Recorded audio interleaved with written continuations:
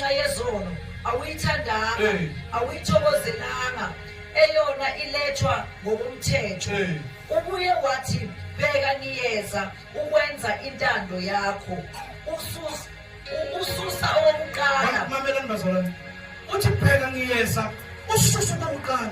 Yini lokho owokuqala kodwa kumile? Qhubeka sisibona. Ukuze amise okwesibili.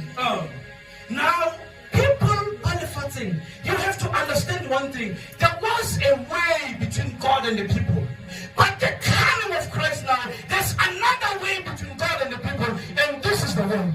So that his body must be given over for you. And that you might be higher. Keep following.